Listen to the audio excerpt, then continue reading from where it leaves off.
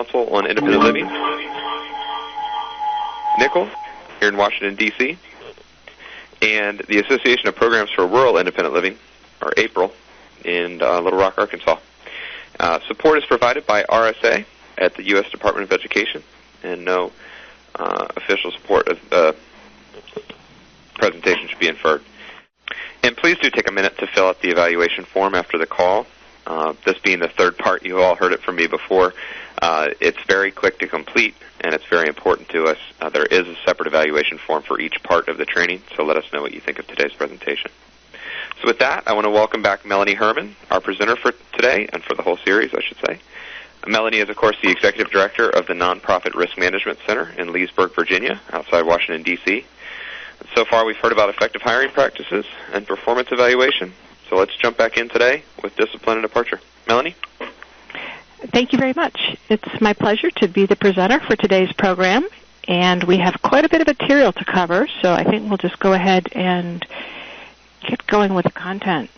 All right, the first thing I wanted to talk about for this program was the idea that there are some important values that should undergird any work you do in the areas of discipline and termination, or discipline and departure. So these values should be ever present when you are working with employees to try to improve their performance, try to address issues that may have arisen, and also when you're working with an employee in negotiating their departure from the organization. And the two values that are most important are fairness and respect. Let's start with respect. All employees want to feel a sense of respect from their employer, from their supervisor, from their superiors at an organization, and no organization wants to be known or regarded as one that does not respect its employees. So respect is fundamental. Fairness is a little bit more difficult in that fairness, to a large extent, is in the eye of the beholder. And you may have employees who believe they're being treated unfairly, and you may feel that your treatment has been fair. Well, something to keep in mind here is just that you always need to strive to be as fair as possible and uphold that value of respect. And what I'm suggesting in this first slide is that communication is a great method or tool to demonstrate those values. So, for example, if you are very clipped in your communication with an employee about their performance, or you're direct but you don't give a lot of detail as to why they're being disciplined, an employee may perceive that they're not being treated fairly. So they may interpret that reluctance to communicate or that lack of communication as a sign of disrespect. So just keep that in mind as you're looking at these issues of discipline and departure, and you're trying to figure out how to go about this in the most appropriate way, not only the most legally defensible way, but in a way that really is consistent with your own values. All right, on the slide that you have in front of you, I've titled it Discipline Options, and really I'm talking about two different dimensions of this bigger category of discipline. The first dimension are what I've listed as key issues: timeliness and fairness and consistency. I think fairness and consistency, fairness is not only a value, but it's also an important issue here. It goes hand in hand with consistency, in that employees want to be treated in a similar fashion as their coworkers, and a huge area of outrage, or the likelihood of outrage or upset or anger arises when someone feels that they are being treated differently from other employees. So you've got to keep in mind that consistency is an important value, is something you ought to be striving for in your discipline and certainly in your termination procedures. Timeliness is another issue. Well, why is that important? It's important because the longer you allow somebody to continue without intervention, without a disciplinary intervention, without helping them improve their performance, the more of a drain they become on your organization's precious resources. So acting in a timely fashion, whether it be to administer discipline or to coordinate and manage someone's departure, is so important to protecting the important assets or the vital assets of your organization. Now, I want you to think about some criteria that you should be considering as you determine which option you're going to choose. So are you going to discipline somebody, and if so, what type of discipline, or are you going to coordinate their departure from the organization? Are you going to proceed with a termination, a formal termination process, and which winds up with that employee leaving the organization? Well, here's some things to keep in mind. The first bullet point should read severity of the offense. How serious was the offense? What is it that the person actually did that warrants this decision to discipline or terminate? So severity of the offense is the first issue. Another criteria is the employee's past performance. And I'm sure those of you who've been managing people for a long time know that in some cases, in some instances, you may have an employee who's done really well for a long period of time, but then all of a sudden their performance starts slipping. Well, that's a different issue from an employee whose performance has been poor or unsatisfactory from the get-go. So how long has this poor performance been going on? What's the person's past performance record? Is this consistent with prior poor performance, or is this something new? Another thing to consider is the length of service with the organization. Now, keep in mind that I have experienced situations where somebody has performed well over many, many years, and then at some point their performance starts to decline, and maybe they've just grown weary with the type of work. Maybe they don't particularly like working in the organization any longer because of the new staff that you have. There may be any number of reasons. They may have new interests outside the workplace. So sometimes length of service gives you a clue that maybe there's something going on that you can address to bring that performance back up to where you need it to be. But other times, length of service suggests that sometimes somebody has just been with the organization so long that they no longer really have that enthusiasm for the job they had at the beginning. Another criteria to consider is your past practice, the employer's past practice when dealing with this sort of situation. So one of the things I don't want you to do is to treat every disciplinary issue differently. So if you've got individuals who are late coming to work and you require a timely arrival, I don't want you to administer one set of disciplinary measures to one employee and then 2 weeks later, when you've got the exact same infraction, choose another disciplinary option. So again, that consistency is really important to maintaining a high level of good morale, but also reinforcing that commitment to fairness that you've made, to fairness, to treating people fairly.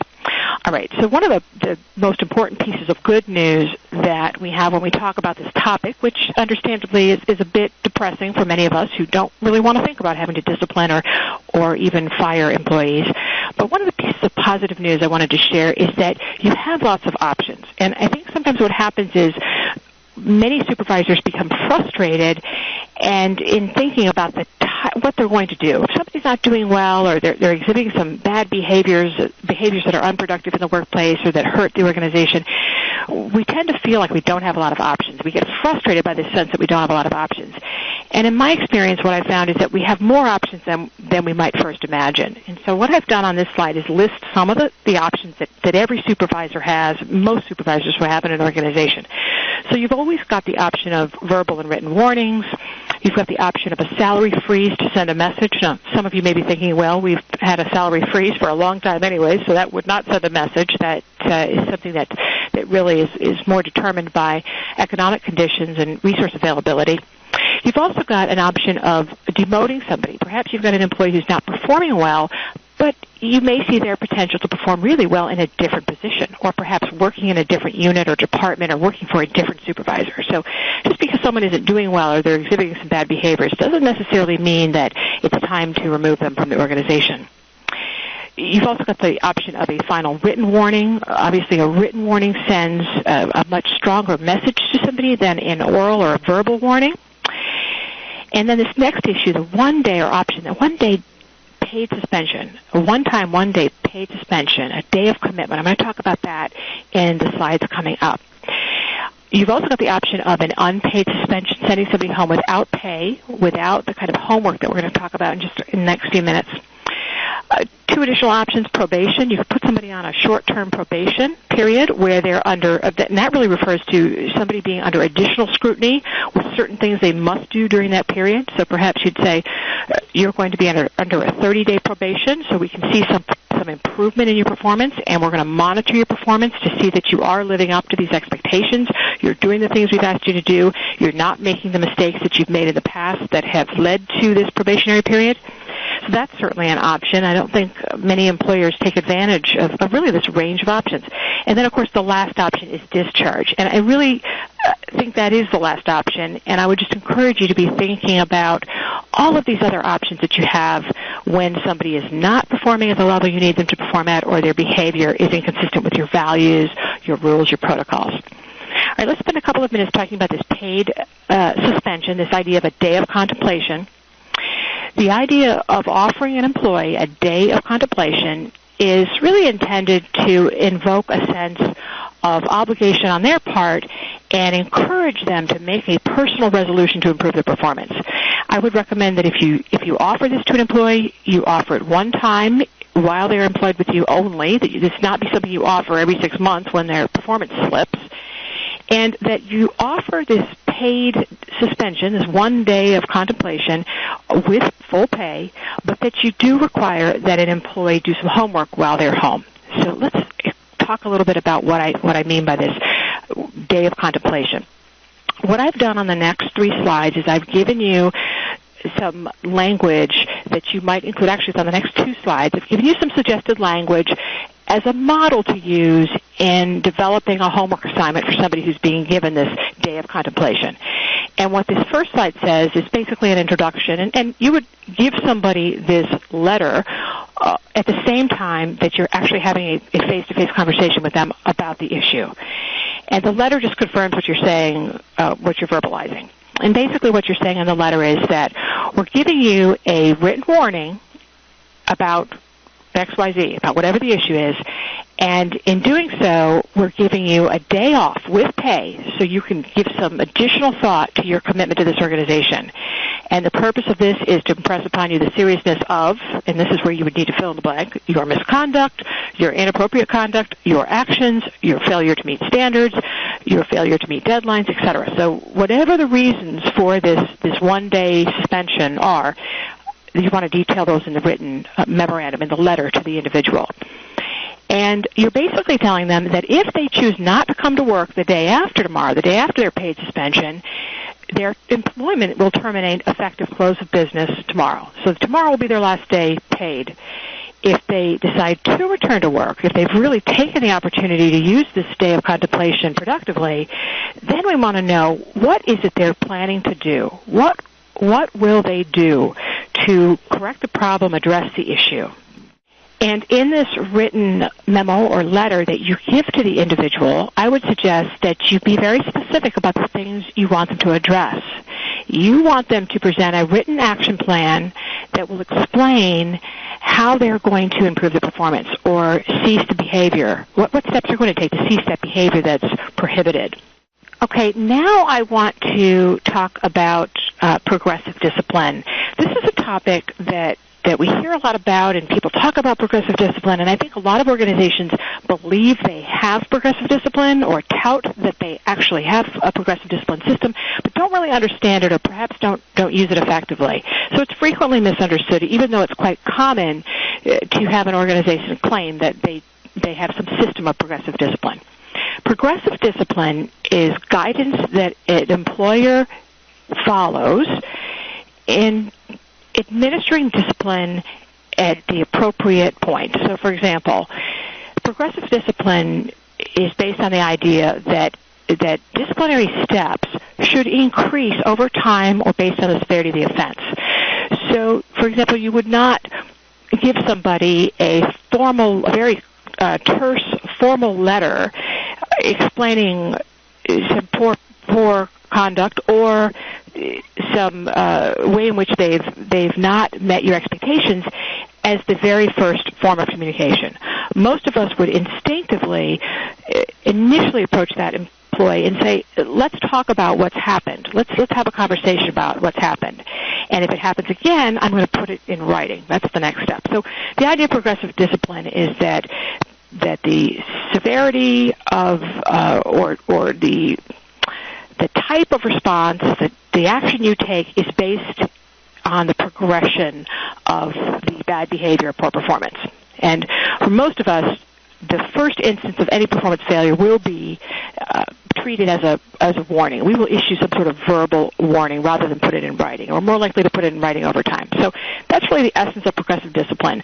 But where organizations get in trouble is they adopt a progressive discipline policy that says, if this happens, then this will happen. If this happens, then this will happen. It's step by step, and it gives management no flexibility to make adjustments, to either go ahead and provide a written warning or explanation or a written disciplinary measure or put in writing the discipline when something's very serious because they feel that, oh, no, I can't do that. I have to first explain it verbally because our progressive discipline policy says verbal warning, then written warning.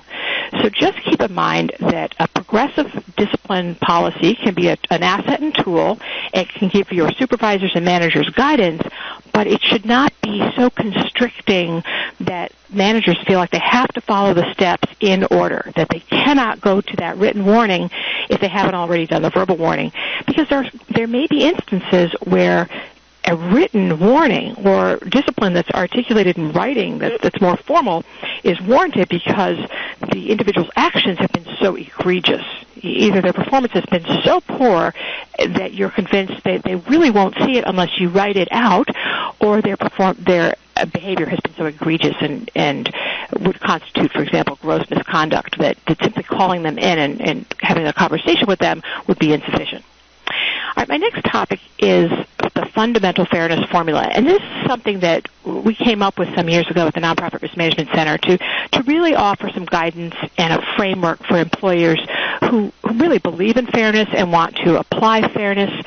And what we said was that there are a couple of key elements of the fundamental fairness formula, and then there are some steps. We're actually going to get to the steps a little bit later in the program.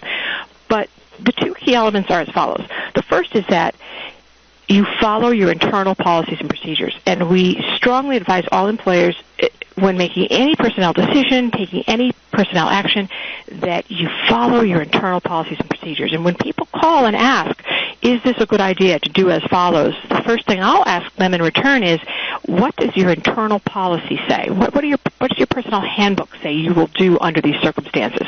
It's really important to follow your internal procedures. Why? Well, the most important reason is that if you fail to follow your internal procedures, you will automatically be perceived as having been unfair, that you told me this is how it works in writing, and now you're doing something to me that's inconsistent with what you told me was going to happen under these circumstances. And when somebody feels as though they've been treated unfairly, it's not unusual for some anger to result and for them to start thinking about whether they have any legal options, whether there's a legal claim they might file against the organization. So consistency is incredibly important. Another key element of the fundamental fairness formula, and it's one of the last steps, as we'll see when we get to that particular slide, but it's really, really important, and that is that you obtain a third party's review, a third party's opinion about the steps you've taken in terms of discipline or preparing for termination. And that third party, when I say third party, I don't mean that it has to be somebody outside the organization necessarily, but it does need to be somebody who is not super involved in supervising the individual, somebody who doesn't know the individual who's being disciplined or terminated well. You want somebody who has absolutely no issue with the individual to look at what you've done, what you propose to do, the steps you've taken, and just give you some candid feedback on, does this sound as though what you've done is consistent with your internal policies and is appropriate? How does it look from the outside? And if your organization is large enough, you may have somebody internal who can provide that objective review, who just simply is not working on a day-to-day basis with the employee that you're having difficulty with.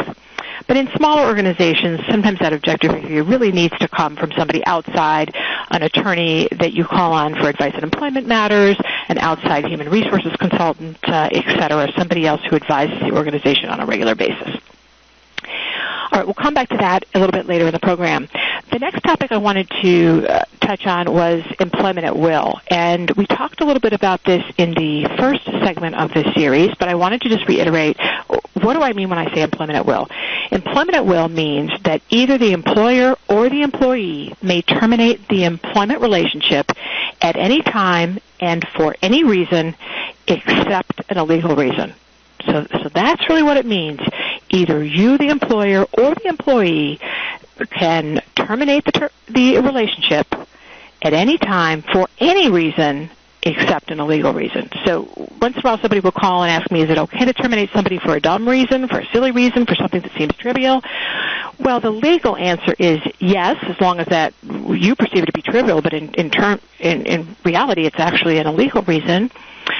Yes, it is okay, but of course all sorts of things may arise as a result of that decision. Somebody who's terminated for what appears to others as a frivolous reason or a minor, really minor infraction, it sends a message to the rest of the workplace, and that message is probably not a positive one. So although you have the flexibility to terminate an employee for many different reasons, including things that may seem frivolous, it's probably not wise to do so because it sends the wrong message. Now, employment at will is the law of the land in every state except Montana. So this is the kind of de facto regime. You have employment at will unless you've done something, as long as you're not in Montana, but you have employment at will unless you've done something to change that. And sometimes through our written policies, we do things that impair employment at will, that reduce that legal basis that we otherwise enjoy. So let's talk for just a few minutes about limitations on employment at will. Well, certainly violation of federal and state laws are not permissible, and so you may face a claim of wrongful discharge based on discrimination or violation of family leave laws. Somebody who has been terminated may claim that their termination was wrongful because you terminated them for an illegal reason, such as one of these that I've listed in the first bullet. A terminated employee may also allege that you have violated their common law rights.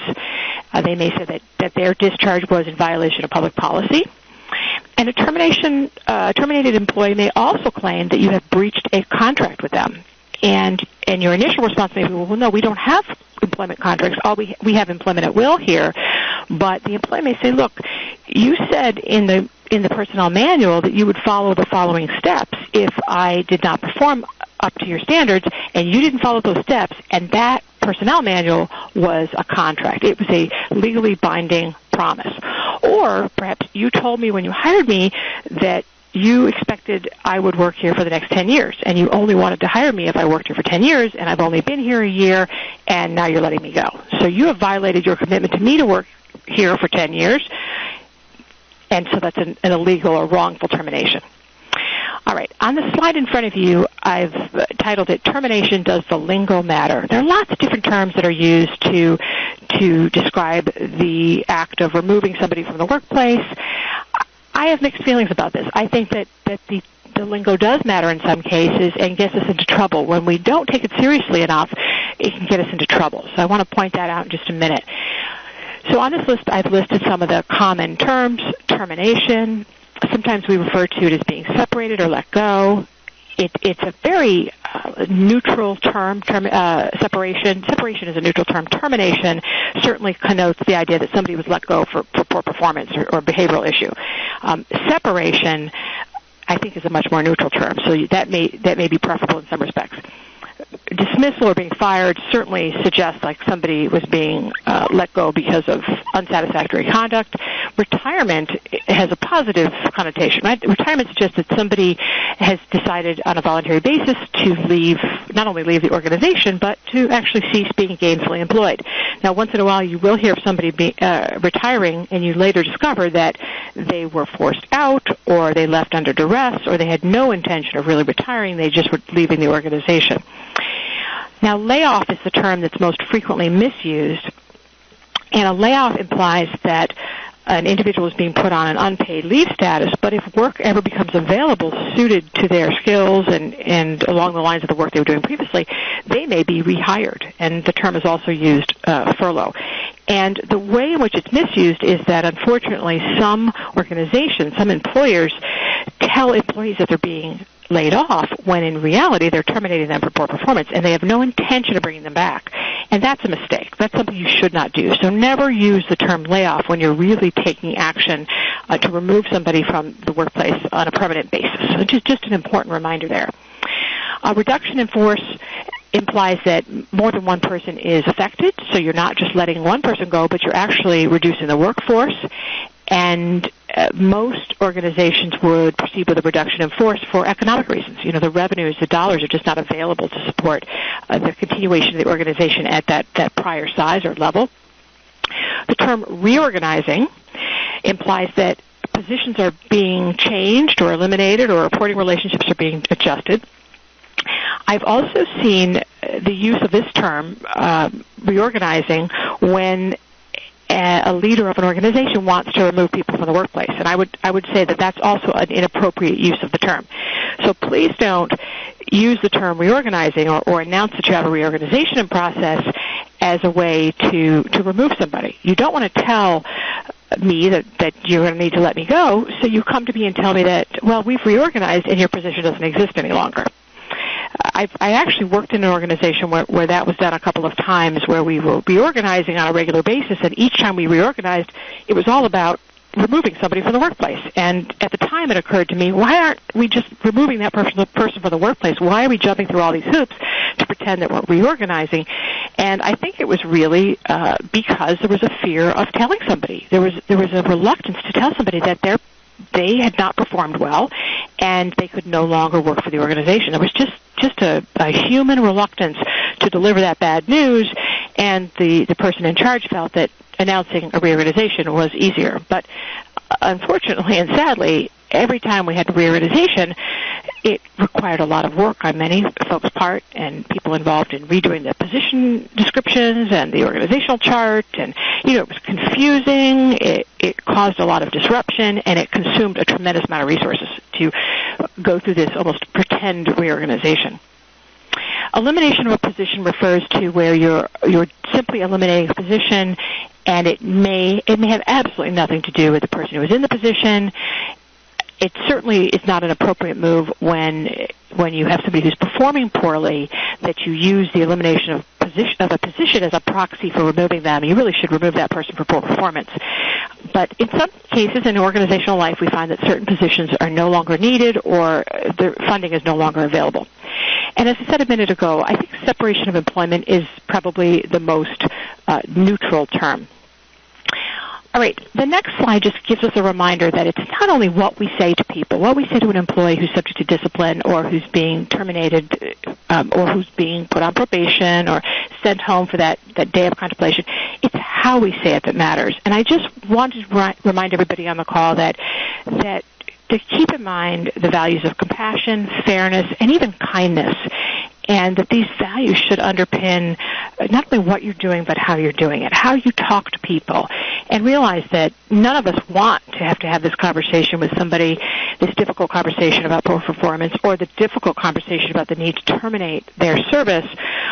But if we're kind and we're compassionate, we try to put ourselves in their shoes, we try to understand how it would feel to be in that position, then I think we're going to proceed with greater care, with greater understanding, and in a way that actually will reduce the chance of a legal claim being brought against the organization. We're much less likely to be subject to a claim if we can find a way to be very kind and compassionate in this process. And I say that knowing that it's very difficult sometimes to be kind and compassionate at this stage, because typically when you're getting ready to remove somebody from the workplace or you're administering some form of discipline, you've probably got a lot of built-up frustration and anger, and that built-up frustration and anger may come across in your written and in your oral communications with the individual. So the slide in front of you I titled What Not to Do. It's a great example of how not to inform somebody that their position has been eliminated or they're being terminated. And this was from an interesting book on email etiquette called Send.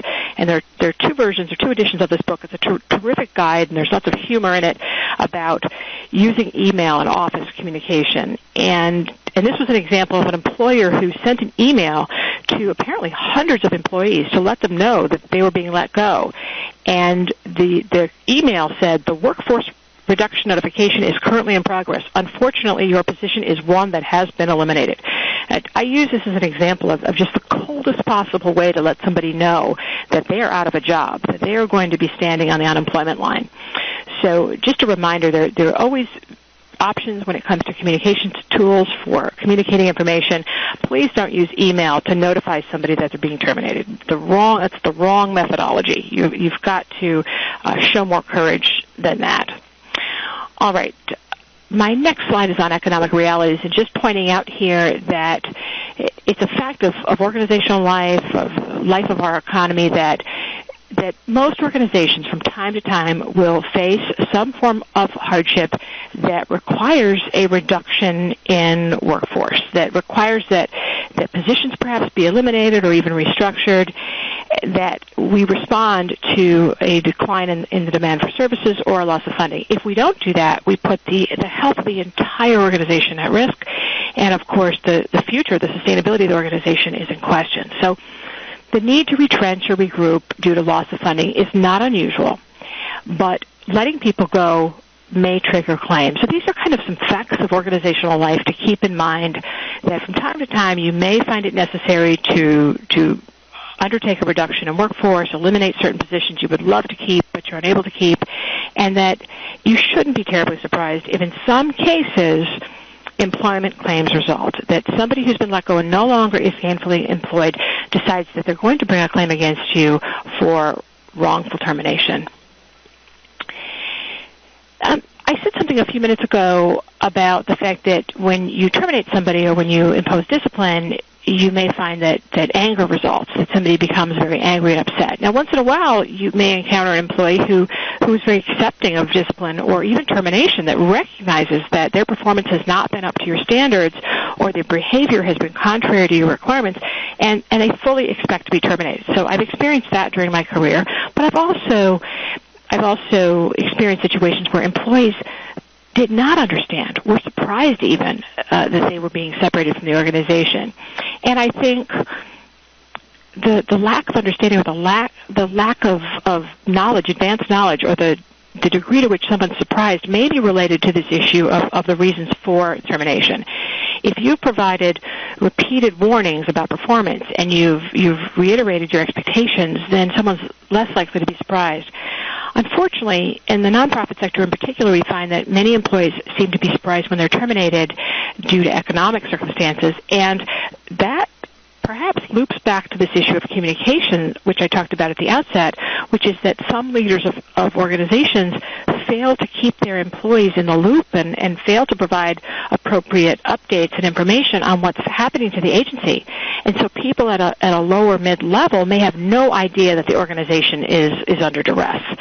And I think that's unfortunate, because when employees are surprised by discipline or termination, they're more likely to sue. They're more likely to bring a claim. They're more likely to be angry, and that anger is more likely to lead to a lawsuit. So if you really want to manage that risk of claims, it's important that you try to reduce surprise. You try to reduce surprise with respect to employment action so that your employees really do see things coming, even if that is the difficult circumstances that you may be facing due to economic conditions. I think now's our time to take some questions pertaining to the topics that we've covered thus far. Believe it or not, I do not. Okay. We'll let people brainstorm, and we'll take another break a little bit later so we can go back to the presentation. Okay. All right, the next slide I titled Separation Checklist, and it's really a list of reminders of things to keep in mind as you're thinking about the need to separate somebody from the workplace. And again, I'm using that neutral term because I don't know the reasons at this point. There is some need to separate somebody from the workplace. It may be economic reasons, it may be that the position is no longer needed, or it may be due to performance. So the very first item on my checklist is to follow closely any and all internal policies and procedures. And, this is a great reminder to each of you to go back to those personnel procedures, those manuals, that employee handbook, and review it before you need to, so just to get a sense of whether it still reflects really the way you do business, the way you manage your human resources. Or is perhaps this manual out of date and it contains things you don't do any longer? Another thing to ask at this point before you have an issue is whether you've got a very prescriptive, progressive discipline policy that ties the hand of managers in terms of you must do step 1, then step 2, then step 3. So if you do, I would suggest you try to change that to give your managers more flexibility, so that progressive discipline really is giving them guidance and support, but not dictating what they must do and requiring that they follow a certain series of steps in order. Another item on my checklist is that I think it's always a good idea to articulate the objective business-related reason for deciding which employee will be terminated. And this would be true if you're going to be separating somebody in a layoff situation because there really isn't work for that individual, or if you're going to conduct a reduction in force, or you're going to terminate someone for poor performance. Just keep in mind that you always need to know what the real business-related reason is. Why am I really terminating this person? Because that real business reason is going to be your defense should you face a claim down the road that, in fact, you used an illegal reason. You terminated somebody because of their age or their sex or some other prohibited reason. So, again, always have that. Make certain that you've articulated the business-related reason for letting somebody go. My third checklist item is that you consider consulting with an attorney who has experience in employment matters, but who also is licensed to practice law in your state. And I know some of us see this as a luxury because we know that the cost of getting legal advice could be high. It's always a good idea to try to find somebody who'd be willing to advise you under these circumstances well in advance of needing their assistance. So, for example, lining somebody up that you can call 3 or 6 or 9 months or even a year from now if you ever have a discipline or departure issue and you really need to get that third-party advice. You don't have somebody internal, and you really want that outside advice, and you also want that advice coming from an attorney. Another item on my separation checklist is consider using a separation agreement and release. Now, we're not going to spend really time on this in today's call, and this is kind of a complex thing, but let me try to explain this briefly. A separation agreement and release is a contract between the employer and the departing employee, which basically contains a commitment by the departing employee not to sue the organization. So it's a release of claims against the organization. And basically the separation agreement says, I agree not to sue you for wrongful termination. So using this type of contract with somebody who's being terminated can be comforting in that after someone signed it, you have a sense that you're not going to face a lawsuit down the road. They've agreed not to sue you. And it's comforting. So why don't we use these in all terminations? Well, the reason is that the separation agreement and release would not be enforceable unless there's some form of consideration. And consideration refers to a monetary value. So you have to be willing to pay that departing employee some sum of money in exchange for their commitment not to sue you, their agreement not to sue you down the road for wrongful termination. So that's why all employers don't use these. It's something that I would urge you to consider using anytime you believe that the person leaving may have a viable claim against you. There may be, the facts may be muddy, the evidence may be sketchy. They may actually be successful in bringing a claim against you for wrongful termination based on one of these illegal reasons. If you believe that's the case, one of the most important things you can do is to try to get them to agree to the separation agreement and release. Now, someone has just asked a question on the chat which relates to this subject, so I'm going to go ahead and tackle it. Could we give the separation agreement during initial hiring?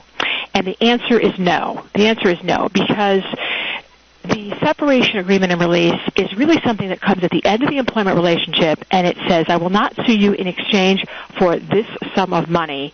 And I think a court would find it to be contrary to public policy, even shocking to the conscience. Some courts may view it this way, to ask somebody that in exchange for getting hired in the first place, they must agree they will never sue you, even if you do something illegal.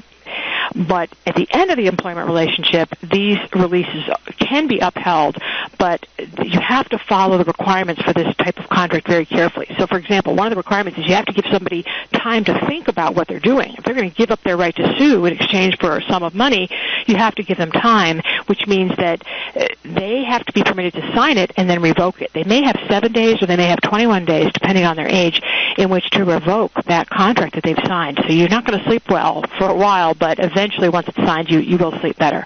But there has to be some sort of reasonable consideration associated with that they would not otherwise be entitled to.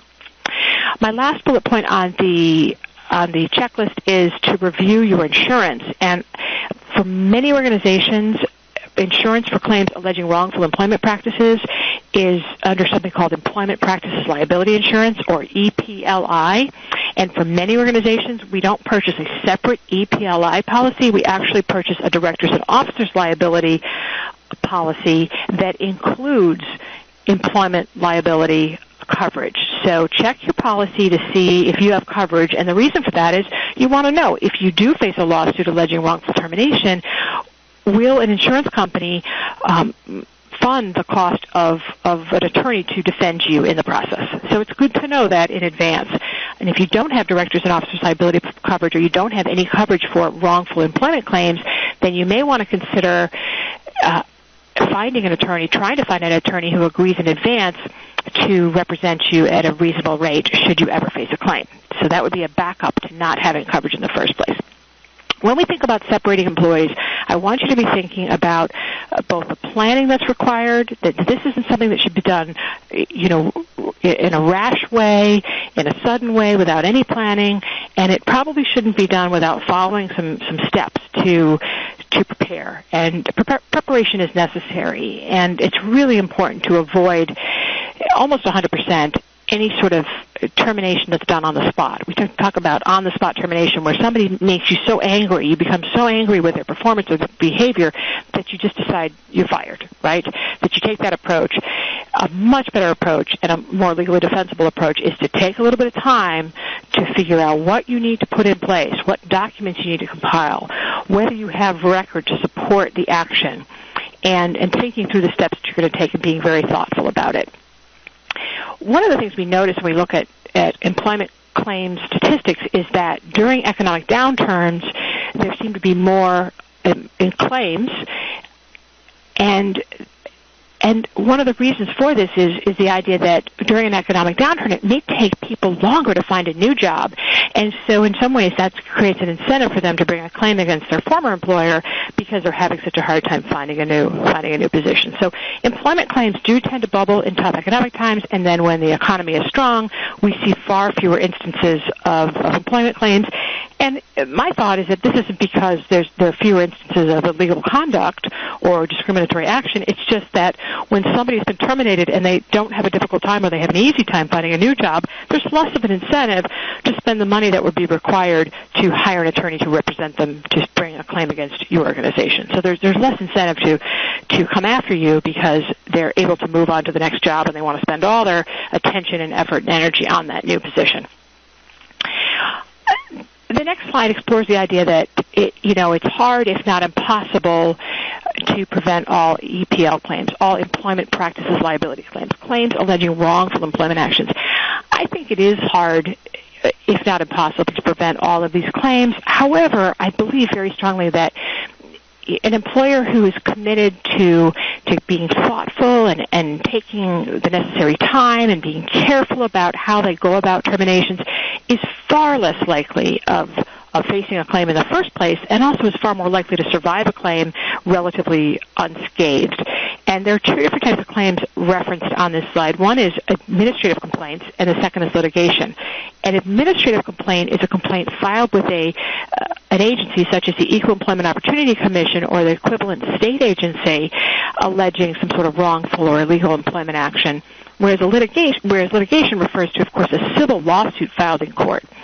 And many people who are grieved in an employment relationship will want to bring a claim against their employer, start with an administrative complaint, and then move on to litigation. But generally that's not going to be required. When we think about employment claims against organizations, it's important to remember that defense costs can be substantial. And even if the actual amount that you wind up owing the person bringing a claim against you is small, that person may also be able to recover and collect some of their attorney's fees, the fees they've invested in pursuing the case. When I talk with insurers about what it costs to defend an organization that has been accused of some sort of wrongful or illegal employment action, most insurers say that the typical claim will cost about a year's salary. That's what it costs to defend an organization against a claim from a former employee. So could be a substantial sum. Of course, there's some claims that are going to cost a lot more, and there are going to be a few that cost less. And in terms of why it costs more, with respect to employees in higher pay categories, you could have two employees who claim the same wrongful action. One theory is that an employee in a higher pay position or a higher pay category may have a much longer time finding a new job and is more inclined to actually bring a claim against the organization. So there are a number of wrongful termination theories, and I've just listed some on this slide, and we're really not going to spend time on them, but just quickly, constructive discharge, it refers to an individual who resigned but was forced out, who feels they were forced out. So they were terminated, they were fired, they were discharged, but not in clear terms. The employer made it impossible for them to continue, and therefore they were discharged. So you could have an employee who resigns, who submits a letter of resignation and says, I hereby resign, bring a claim against you for wrongful termination. For some of us, that sounds nonsensical. How can they claim they were terminated if they resigned? Well, the fact of the matter is they might claim constructive discharge, that you did something that made it impossible for them to continue, that the illegal actions on your part were so severe that they had to leave, and it was as if they were terminated. So that's a possible claim. Certainly, illegal discrimination is a claim. Retaliation is a category of claims. We're going to talk about that. They could claim that your termination of their employment was in some ways a violation of public policy, that you breached a contract, or that you breached any number of federal protections or laws that are intended to protect them, such as the Family and Medical Leave Act. So there are all sorts of wrongful termination theories, and the typical claim against an employer is actually going to list several different theories, and that was not an exhaustive list by any means. But the typical lawsuit will list many different things. It won't just rely on one complaint. There will be several different allegations made. And in some cases, it's because the plaintiff and the plaintiff's attorney don't really know which the court will find compelling, and even which are ones that they are going to be able to prove in court, so they're going to put out a lot of theories and see what happens. I mentioned a few minutes ago that sometimes a complaint will begin at the administrative level with an individual bringing a claim with the State Human Relations Commission or the federal EEOC, and I think it's important to check that insurance coverage that you have, either your D&O or your EPLI. And again, EPLI, Employment Practices Liability Insurance, is often included as a coverage section within a director's and officer's liability policy. Check the coverage to see if you're going to be covered for claims for those administrative complaints, because if you are, then you need to make sure you're notifying your carrier if you ever face an administrative complaint, and find out if that carrier would be willing to send an attorney to go with you to the EEOC or go with you to the Human Relations Commission. It's important to be responsive to those administrative complaints, to take them seriously, because if you win at that stage, if the administrative agency decides that there really is no cause of action, the individual is going to have a much harder time finding somebody to represent them in a civil suit, and you may find that the issue simply goes away, that they do not end up bringing a civil claim against you, a lawsuit against you, because they were unsuccessful at that administrative agency. So all the more reason to go into any administrative complaint hearing prepared. Don't just wing it, show up and say, well, you know what, I didn't do anything wrong, so I'm just going to go and see what happens. Do your homework. Prepare for that administrative complaint. Make certain that you're ready to address any questions that are posed by that administrative agency, and certainly find out if you've got insurance coverage, because if you do, then an attorney may come with you and be extremely helpful and help you make the claim go away at that early stage.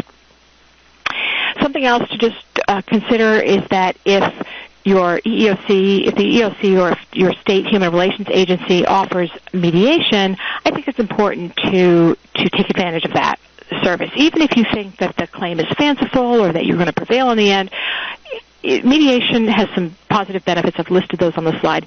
It may give you some insight into what the claimant is looking for, what their expectations are. Are they looking for 1 year's salary because they feel they've been wronged? Are they looking for a much smaller amount of money? And the other thing is, if you can settle the issue with a mediator, you're going to avoid all of the disruption to the organization. When you face a legal claim, when you face a civil lawsuit, you can expect that several people in the organization will be deposed, that documents will have to be pulled together during the discovery process. It will be upsetting to people in the organization. It's going to be very disruptive, and anyone who's faced a claim like this knows this. But doing whatever you can to wrap up the issue as quickly as possible and in the least disruptive fashion as possible is going to really support and help the mission of your organization for the long term. On the next slide, I've just listed some issues that are important in our current age and where individuals and employers certainly get into trouble from time to time. We're not going to spend a lot of time on some of these issues. I really want to just touch on a few.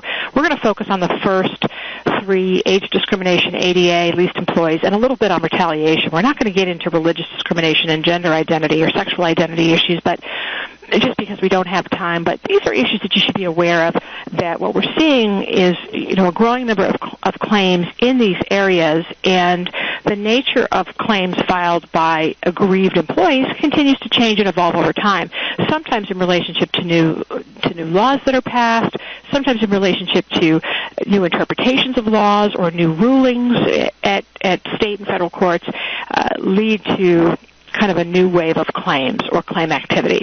And, of course, economic conditions also can increase the volume of claim activity.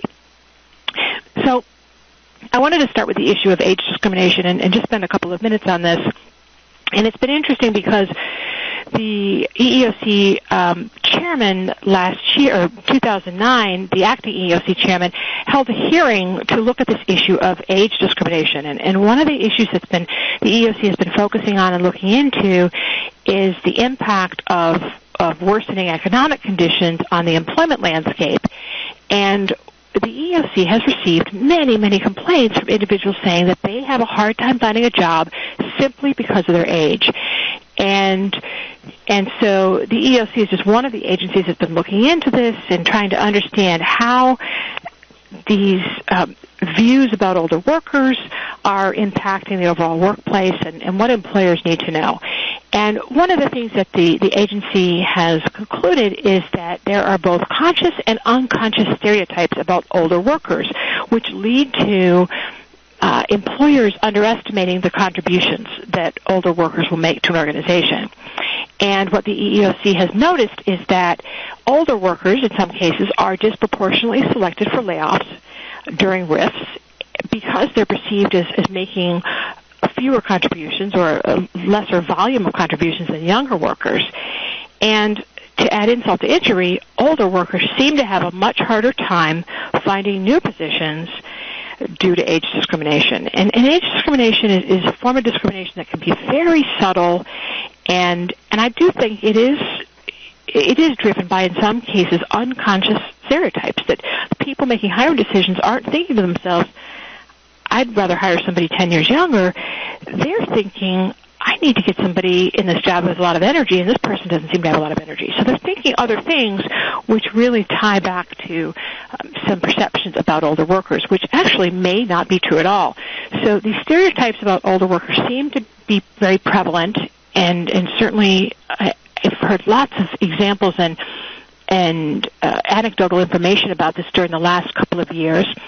But in fact, there's some contrary evidence that says that this really isn't true, that some of these stereotypes are not true, that older workers aren't more costly to train, aren't more resistant to change or less competent.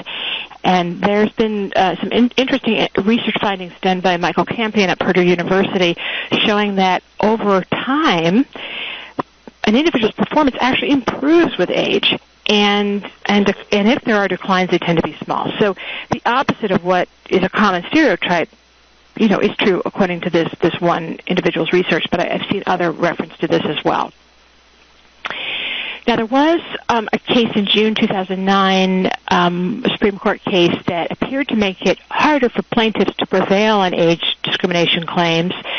And the court found that plaintiffs in an age discrimination claim must meet a higher standard of proof under the ADEA, which is the Age Discrimination and Employment Act, than they would under Title VII if they were bringing an anti-discrimination claim.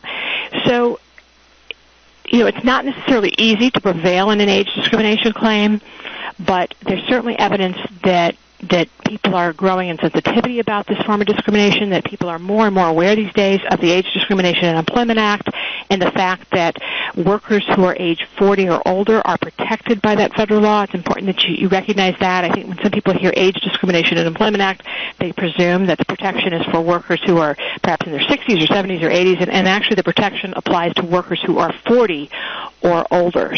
So just keep that in mind. So a couple of thoughts about managing the risk of age discrimination claims. The first is that recognize that these stereotypes about older workers exist within your staff, that even though you don't want to think this could possibly be true, many people do have these subconscious or unconscious stereotypes about older workers, and that may lead them to certain decisions about employment, whether it be deciding who gets to be let go or deciding who to hire in the first place. Do everything that you possibly can do to make certain that all employment decisions really begin with an analysis of what is the work that needs to be done and what are the skills that we need to do the job, and not some sort of image of who we are looking for, the type of person we're looking for to fill the spot. I would urge you to always use job-related standards to evaluate employees, whether you're at the hiring, whether you're at the actually hiring stage, or whether you're at the promotion stage, or whether you're at the termination stage, or whether you're getting ready to let somebody go. And also talk to your employees about these age stereotypes and the negative consequences. All right, the next issue on my TrendSpotter list was the Americans with Disabilities Act and, of course, the ADA amendments of 2008. And I have a sense that most people on the call are probably very familiar with both the ADA as well as the amendments in 2008. And so I'm kind of reiterating some core provisions here. ADA prohibits discrimination against qualified individuals with a disability, and I've listed on this slide those who are protected under the law. And again, the ADA applies to employers of 15 or more employees. It's important to keep in mind that you may be subject to not only the ADA, but other laws and regulations based on your funding sources under the terms of a contract, and that some of these provisions may apply to you, even if you don't meet the federal thresholds in terms of the number of employees. The ADA Amendments Act of 2008 became effective January 1 of 2009, and the legislators involved talked about trying to strike a balance between employer and employee interests. And on the slide in front of you, I've indicated really what's new in terms of these amendments. The law now prohibits consideration of mitigating measures in determining whether an individual has a disability. And it also covers people who experience discrimination based on a perception of their impairment, regardless of whether they actually experience the disability in question. On the next slide, I've listed some additional items that are new. One of the positive, many employers were concerned about this issue, the fact that the early ADA, the principal law, did not list examples of major life activities, which was subject to interpretation. And now there's actually a list, examples, a non-exhaustive list, as it's called, of major life activities. And those are listed in Section 44A, so I've just reminded you about that. All right, I think we're at another Q&A period, so let's see if we have any questions about anything that I've talked about just in this last segment, or if you thought of something relating to the first segment. Okay, first of all, it looks like the folks from the Dale McIntosh Center in California are wondering if they could give the separation agreement during the initial hiring. Right. That one I tried to answer as we were going along, and my answer is no, that you really should not do that. I think it would be construed as against public policy, and to tell somebody that as a condition of employment they have to agree to never sue you even if you take some illegal action. So I don't think it would an agreement like that would be in any way enforceable if it were presented at the beginning of the employment relationship. It really needs to be presented at the end of the employment relationship. Okay, great. Sorry I missed that.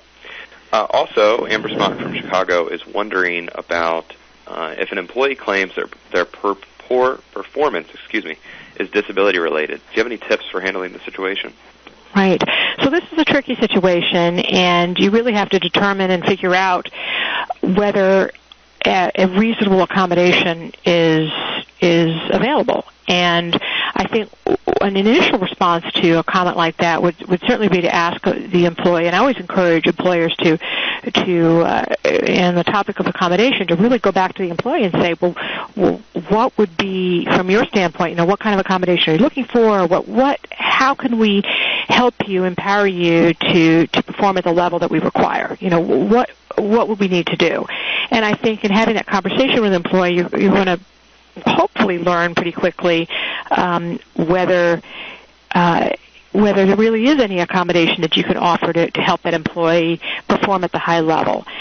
But this is an area that's tricky enough that it may require you consult outside counsel, that you do talk to an attorney who's licensed in your state, who has employment expertise, this is an area of practice that he or she practices employment law, and you get their advice, because this is a tricky area, and if you made a mistake, you could face a claim alleging discrimination based on disability. So it's a little red flag goes up for me when this occurs, and I would say you probably want to get some outside help. But as a first conversation, I would talk to the employee that if it is related to the disability, then what sort of accommodation would help them perform at the level that you need. Okay, great, thanks. And a final question from Jay Harris: any tips for an employee that has been given instructions over and over, and yet they continue to make the same mistakes, and their excuse is that they forgot? Right. So this is not terribly unusual, and I think this is a great example of where putting instructions in writing really raises the employee's attention to the matter, conveys the idea that this is a serious issue, this is a rule that you must not violate, or this is a series of steps that you must follow to do this job well. Giving the employee that feedback in writing. Now, if you've issued repeated memos, you've had in-person meetings, you've gone over this time and time again, and somebody still fails to perform, and this is a matter of significance. Remember when we started, we talked about the significance of the offense, the significance of the performance issue being a criteria that you should keep in mind. If this is a really serious matter, then I think you have to, and it's impacting the success of the agency, then I think you have to consider whether something even more serious than a written warning is in order. Should you offer a one-day paid day of contemplation, that paid suspension, where the employee goes home with that homework assignment, where it's their job to figure out and to come back to you and tell you how they're going to work without making these same mistakes over and over again, what method they're going to use to prevent the recurrence of these mistakes or the failure to follow your instructions. So I think the response to this is you probably need to put something in writing to just draw attention to it, to make it clear that this is a serious issue, and talk to the employee about what steps they're going to take to make certain they do not forget this instruction in the future. And it may be so serious and so systemic that you need to consider that day of contemplation or put them on some sort of probation period and give them some warning that if they don't correct this issue, you're going to let them go. Now, of course, this assumes that this is a serious issue. If it's a very, very minor issue with little consequence to the organization, then obviously some of these steps that I've described may be a little bit too serious for the matter at hand. Okay, great examples. Well, that's all for the pending questions, so let's get back to the presentation. Okay. I wanted to talk a little bit about leased employees. This has become a trend in recent years. I'm seeing more and more clients with leased employees, and I wanted to just give you a heads up on what this refers to. What this refers to is a situation in which employees work for a leasing company, or what's called a PEO, and they're deployed to work at your organization. So they work in your midst. They have position titles and job descriptions, and they serve your organization, but they're officially employed by the leasing agency, and the leasing agency deals with things like payroll and human resource administration issues, and that leasing arrangement, if you lease employees, they still work for you and they achieve your mission and do work that you require, but the leasing arrangement will free you from the traditional burdens associated with having employees, so all the HR and the admin burdens. So you don't have to worry about those admin issues. You just worry about the work that the person's doing. So this leased employee option is becoming very popular in the nonprofit sector because organizations see it as a way to avoid the administrative burden and headache associated with all the paperwork that arises when you have employees. Now, some people have speculated that if you use leased employees, meaning they really work for ABC Leasing Company, the PEO, and not you, even though they're situated in your office and they're doing your work, that somehow that relieves you of any liability for wrongful employment action claims alleging that you've discriminated against somebody or terminated somebody in a way that's contrary to the law and for an illegal reason rather than a legal reason. But in fact, it does not. And there have been some court cases showing that when you have employees who really work for the leasing company but work at your agency and they're under your control, they are your common law employees. They're not the common law employees of the leasing company. So if there's ever an issue of wrongful termination based on age or sex or race or disability, you're going to face that issue, not the leasing company. So a leasing company can relieve you of many of the burdens associated with having a paid workforce, but they cannot take over that responsibility for claims, and they will not be responsible should there be a claim of discriminatory or illegal action against an employee. Those types of claims are going to come to you. So just a little warning about that.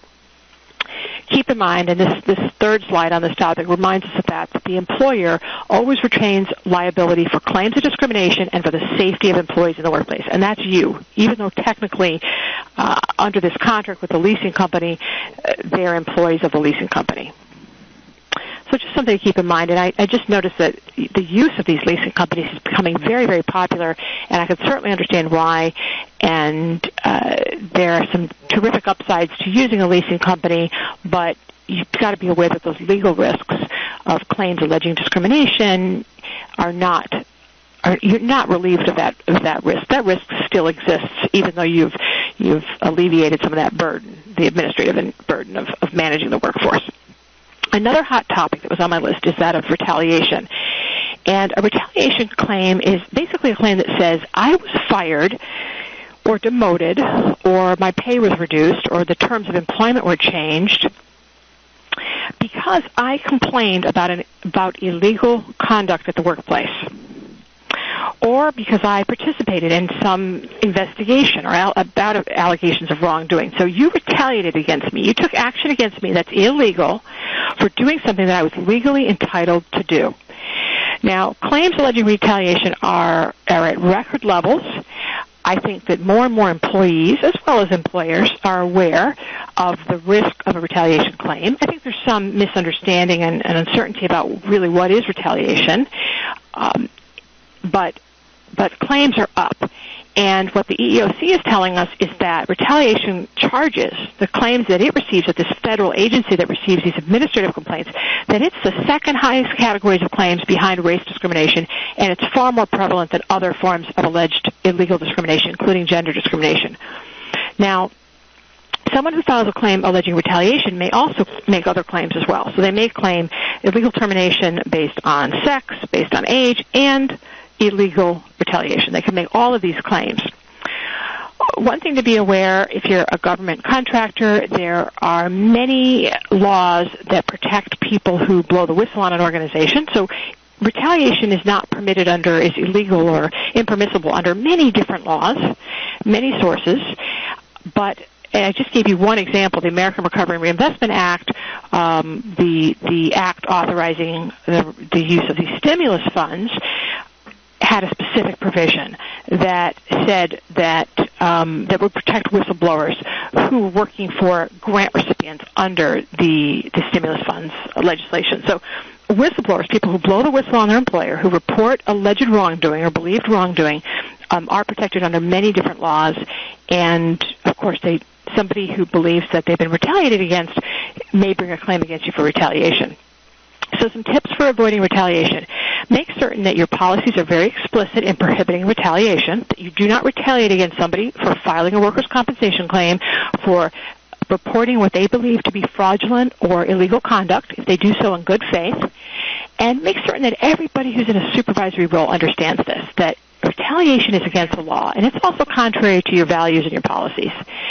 and also help your supervisors understand what might be perceived as retaliation. So people are getting more and more sensitive to this issue of retaliation, and it can cause a lot of unrest in organizations. And certainly any employer, any supervisor in your agency who retaliates against somebody for doing something they're legally entitled to do should be subject to discipline themselves. Some other tips for avoiding illegal retaliation. One is that you adopt a complaint process, an internal complaint resolution process that really encourages your employees to come forward with any allegations of either unethical or illegal conduct. So it's important that you encourage employees. You let them know that it's okay, that you want them to step forward if they believe there has been any illegal action or unethical action, that you want that information to be brought forward. And I just included here on this slide reference to a study by the Association of Certified Fraud Examiners, which showed that 50%, 49% of all frauds in nonprofit organizations are actually detected through tips. So many people believe that fraud is typically detected in an annual financial statement audit, but that's actually a minor category, an unlikely source of fraud detection. A more likely source are people stepping forward and saying, I think something's not quite right here. And I'm a big believer in the sooner you know, the better off you're going to be long term. So encourage people to come forward with allegations. Don't make it hard to complain. Some employers have tried to make it really hard for people to complain and said that in order to report unethical or illegal conduct, you have to fill out this very long form, or to just put up all sorts of barriers. And a much better way, a safer way to be, is to encourage people to come forward, to welcome those complaints, because you want to get to the bottom of it so that you can continue pursuing your mission. Always take complaints seriously and spend time investigating. If somebody complains there has been some unethical or illegal conduct, there's a very good chance that they don't have full information, they don't have complete information, and from wherever they sit, they believe something wrong has happened, something inappropriate has happened. It's important for you to find out what really happened, and do take complaints seriously. And it's always important to close the loop and communicate the results of any investigation you undertake to the person who made the complaint, so that they don't assume that the complaint was ignored. So they understand that you do take this seriously. All right, on the next slide, I've listed the topic of religious discrimination, which was on my trend spotter list. I just wanted to let you know that this has been a growing area of both administrative complaints and litigation, particularly since 9/11. And there is growing sensitivity in this country about religious diversity. The applicable federal law is Title VII of the Civil Rights Act of 1964, which applies to organizations with 15 or more employees. I think there's some terrific new guidance from the EEOC on this issue of religious discrimination, and I would encourage you to take advantage of resources available from the EEOC on the EEOC website. So I've given you the hyperlink to that on this slide. I think a very important tool is what we call an open door policy. And what I've discovered in working with employers is that some employers have a real open door policy where they encourage people to come through the door to express concerns or complaints or issues that are bothering them. And other employers tout the fact that they have an open door policy, but very few people come through the door to make a complaint. And you really want to have a real open door policy where people know that it is okay to come and raise issues and to express concern over things they witness or experience in the workplace. Another tip is to make certain that your harassment policy, your policy prohibiting harassment, is broadly written, and it prohibits harassment for various reasons, not just sexual harassment, but harassment based on religion or race or other factors. Here's a slide with just a little bit of information on the gender identity, sexual identity issue. I didn't think we were going to have time to cover this, but the term gender identity refers to someone's belief about whether they're male or female. It's not how they appear physically. A growing number of states have begun to protect gender identity, to make gender identity a protected class under state laws. There is some helpful information from the Human Rights Campaign about sensitivity to gender identity issues, and I've given you a hyperlink to the hrc.org website with that additional information.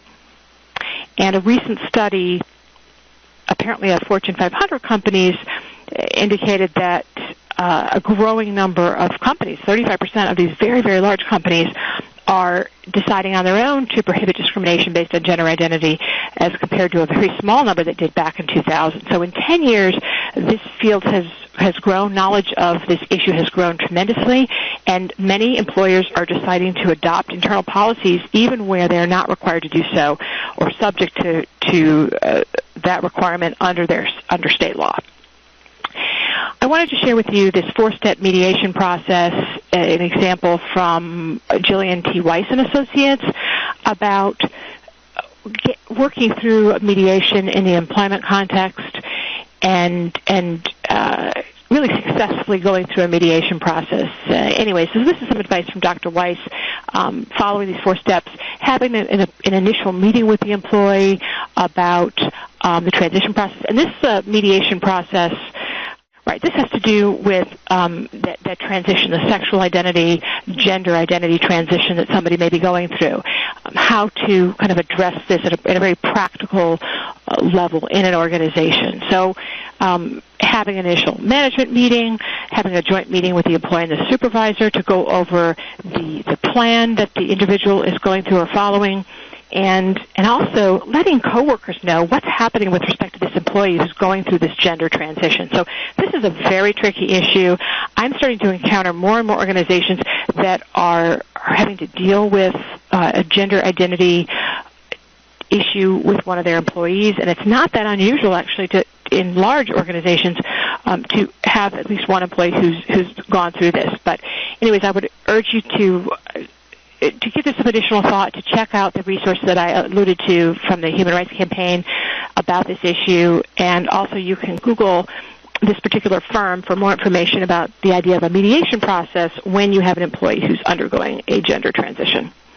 I promised that we would get back to the fundamental fairness formula, so I wanted to do that quickly. This is what we call a self-test. And again, this fundamental fairness formula is something that we developed here at the Center to just remind our clients that it's really important to embrace the idea of fairness, to work on assuring fairness and respect in all of your employment actions. And to some extent, there's a little bit of a checklist you might do before you're going to discipline an employee or terminate an employee, to just check and see whether you've approached the entire process in a way that really values and demonstrates your value of this idea of fairness. The first item is business needs. Really, is there a job-related or business need for what you're doing, what you're proposing to do? The second is, did you tell the employee of your expectations and the consequences of falling short? Were they notified? Is this going to be a surprise, or did they have a good understanding of what you expected and what would happen if they didn't meet your expectations? Have you documented your actions along the way? Is there any record of what's happening in terms of discipline or the decision to terminate? Or is this brand new and you're writing it down for the first time? Another question to ask yourself before termination is, did you give the individual time to address the issues? Did you give them time to change their behavior, or did you give them time to improve their performance? And, of course, it's going to depend totally on the issue at hand as to what length of time is appropriate. So an example I often give is, if you have a prohibition on using profanity in the workplace and an employee is using profanity, you can require that as of tomorrow, you will no longer use profanity in your conversations with our clients or in your conversations with your coworkers or clients. I mean, it is reasonable to tell somebody that you may no longer do this as of tomorrow. We're not going to give you 30 days to kind of wean yourself off profane language, right? But another issue may require some reasonable amount of time to correct. So if you're asking somebody to submit reports on time or to increase the speed with which they do certain things, it's probably going to be hard to require that they demonstrate they're able to do that by tomorrow. You may need to give them some period of days or weeks or even months to do that. So did you give them an opportunity to correct their performance? And is it appropriate? Are you being fair? The next question is, are you adhering to your internal policies and procedures? The next item on the checklist is legal compliance, referring to whether you are in compliance with all of the laws that apply to your organization. And then that last one is, did you take the time to get an objective outside review? Did you get somebody who's outside the process, who's not intimately familiar with what's going on, who doesn't work with this particular employee on a day-to-day basis, to weigh in on what you've done? Next slide, the termination checklist and key questions is in some ways similar to something we talked about earlier in the presentation. Follow your policies, make certain that you have a business-related reason, consult with legal counsel, consider that separation agreement and release, review your D&O policy, And then I've got an additional bullet point on this slide which reminds you or asks the question, is there any language that may limit the circumstances in which you may terminate an employee? So I would ask yourself this question before you make that final termination.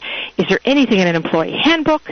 Is there anything in a letter to the person, in the hire letter, in any communication with the individual that may limit the circumstances under which you may terminate their employment? This next slide has some additional key questions. Are there any requirements, any procedures you need to follow that you haven't followed yet? Is there written documentation for the reason you're letting somebody go? Have you articulated those business reasons? Did any illegal factor play a part in the decision? Is there any chance this person is being terminated because they're older? And who will they be replaced with? Do you already have somebody in mind? And if this person is in a protected class, right, they're protected under federal or state law, and you already have a replacement in mind who's not in a protected class, then that just raises the specter of the possibility of illegal discrimination. It may raise the impression in their mind, at least, that you're committing an act of illegal discrimination. On the next slide, which is also titled Termination Checklist, I just wanted to remind you that when an employee is completely unaware that they're about to be terminated, or they're likely to be terminated, or that it's even a possibility, they're much more likely to be angry. So when somebody's surprised, they're more likely to be angry, and their inclination to sue or likelihood of suing increases.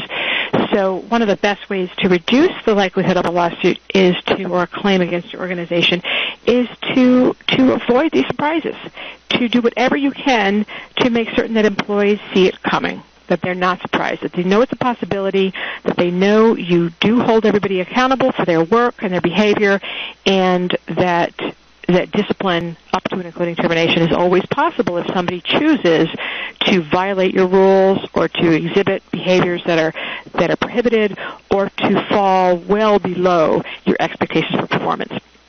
Another item on my list is there documentation. I've mentioned that a couple of times. It's important that you do have some sort of written record that supports your decision. If you are discharging somebody based on their failure to follow a policy or the violation of a policy, are you certain that the employee even knew about the policy? One of the things that often comes up in litigation, employment litigation, is the question of whether an employee even was aware of a policy to which he or she was held accountable. So if I'm fired for not locking up the doors of the building at the end of the day, where's their evidence that I was ever told I'm supposed to do that? Was that emphasized to me? Is it clear that I knew that? Is that in the employee handbook? Is that in some safety manual that I was given and tested on? So make certain that if you're going to terminate somebody based on their failure to follow policy, that you actually have proof that they knew about the policy. And the final bullet on this slide really is very related, which is you want to make certain that you have knowledge and competence that the employee received any and all employment policies that are related to their termination.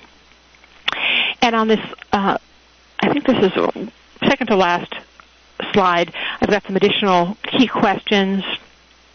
Did the employee have any expectation that their employment was assured? Have you discharged or disciplined other employees for the same reasons? Is what you're doing consistent with action you've taken in the past with respect to other workers? The third bullet point on this slide is really important. Has the employee recently filed a workers' comp claim or any other complaint of illegal conduct that they have suffered or that others have suffered, that they have simply witnessed? Because if so, they may have a retaliation claim if you take action against them. That it may certainly look to an outsider that the reason they were terminated is because they filed one of these complaints. And remember, retaliation laws prohibiting retaliation basically are prohibiting you from taking disciplinary action against an employee who has done something they are legally permitted to do.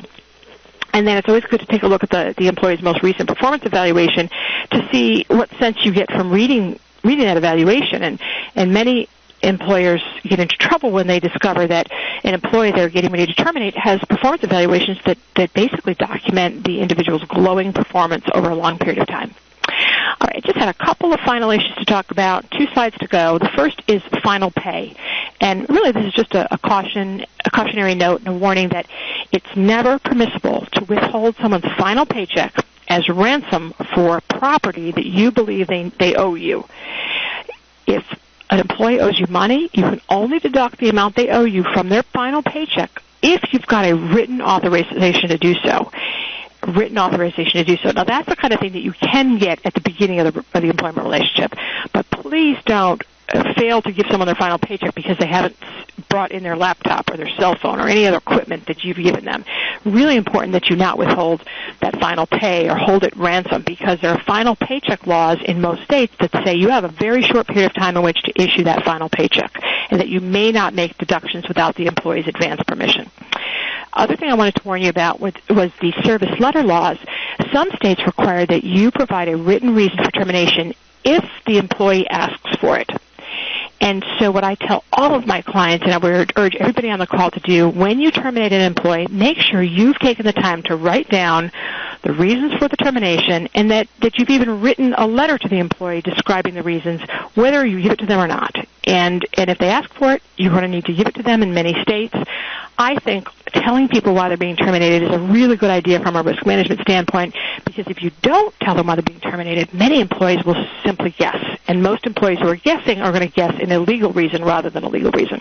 Last issue, and I know we're just about out of time, and we had a few questions that if we have time to ask, I'm happy to answer. Exit interviews. An exit interview is a terrific risk management tool, and I would urge you to start using these if you don't. Somebody other than the departing employee's supervisor should conduct the exit interview. It can be done in person or by telephone. And the reason for doing an exit interview is to identify issues that may require some follow-up, to give you a heads up.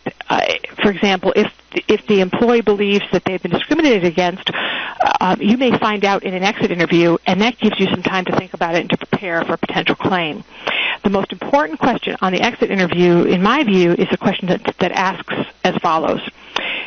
Did you experience or witness any illegal discrimination or harassment while employed at this organization?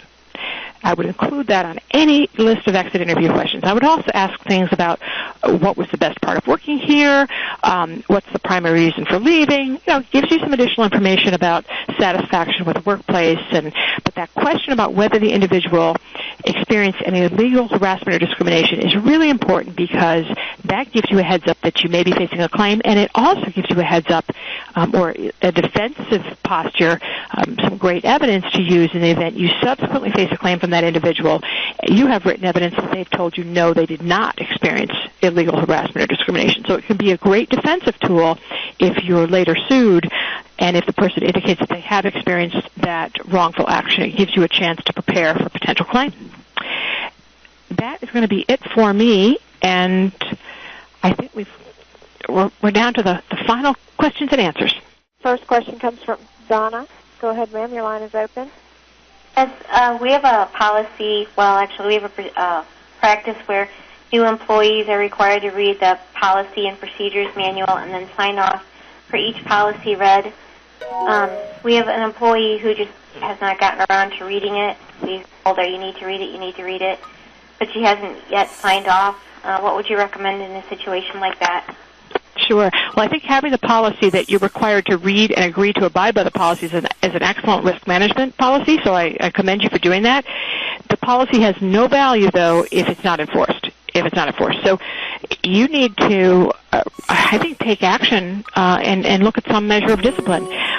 You could tell the employee that they have, that tomorrow there'll be allotted time to get through the policies. Give them time during the workday to read the policies and let you know if they have any questions. You could, if this is really serious, if you think they're trying to avoid signing off on this statement that they've read and agreed to abide by the policies because they're playing games with you, you might consider suspending them for a day without pay to just really indicate the seriousness of this issue. If you think the person really just is overwhelmed with work and doesn't have time, then you need to talk to their supervisor and figure out how to allot time for them to give these policies a thorough review. And make sure you do schedule some time, just some free time for them to pose questions. One of the things we fail to do sometimes is we ask people to read policies and sign off that they've received them, but we aren't really open and welcoming to inviting their questions. And I think we need to do a better job of that. Your next question comes from Gary. Go ahead, sir. Your line is open. I was wondering on the separation checklist, when's an appropriate time to ask for keys and to remove all their security codes and access to network and internet and such? Right. Great question. I think it depends to some extent on the circumstances surrounding the termination. So if you're terminating somebody and you are fearful that they may cause damage to your computer networks, or damage to the property, or you really do not want them on the premises any longer because they're upset about the termination, or they were terminated for some act of violence or other inappropriate behavior or poor judgment, then I think you want to get that material back as quickly as possible immediately and shorten the time period that they remain at the agency. If, on the other hand, this is somebody who's leaving because their services are no longer required, their job has been eliminated, it's a more pleasant circumstance, then I would not require those materials until the end of the 2-week notice period or whatever notice period you're providing.